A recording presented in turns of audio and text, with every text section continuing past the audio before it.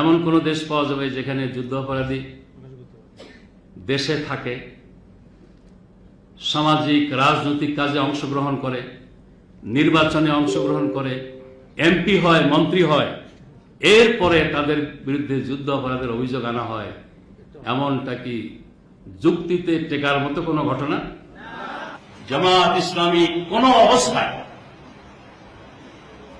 লুটপাটের শরীক হয়নি, ধর্ষণের প্রশ্ন ওঠে না, হত্যা, অগ্নিসংযোগের মতো কোন ঘটনার সাথে জামাত ইসলামীকে ৭২ থেকে ৭৫ প্রতিষ্ঠিত আওয়ামী লীগ সরকার যদি একটি প্রমাণও পেত তাহলে মামলা না করে থাকত না।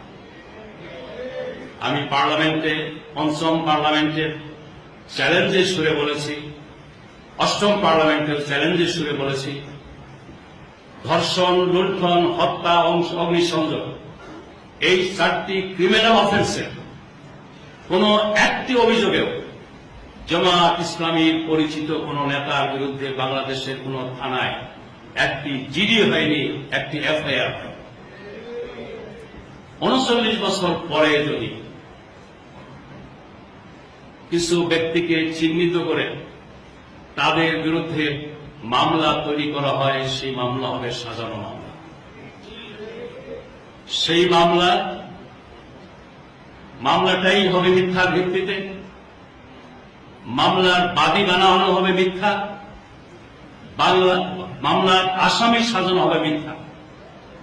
ইতিমধ্যেই আমরা বিভিন্ন জেলা থেকে খবর পেয়েছি, তাদের রাজনৈতিক ব্লুপ্রিন্ট অনুযায়ী দেশের ইসলামী শক্তিকে নির্মূল নিশ্চিহ্ন করার জন্য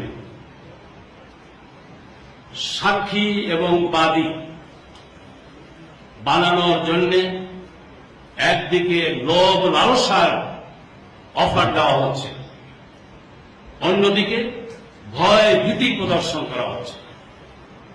ভয় ভীতি এবং লোভ লালসার মাধ্যমে কিছু ব্যক্তিকে জামাতের নেতৃবৃন্দের বিরুদ্ধে মিথ্যা মামলা দায়ের করতে তারা বাধ্য করতে চায়, মিথ্যা সাক্ষী দিতে তারা বাধ্য করতে চায়।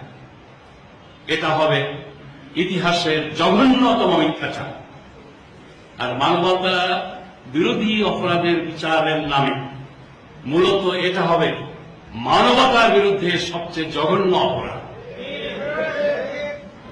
আমি পরিষ্কার বলতে চাই, এই বিচার নামে অবিচার, এর মূল টার্গেট হল ইসলামী শক্তিকে বাংলাদেশ থেকে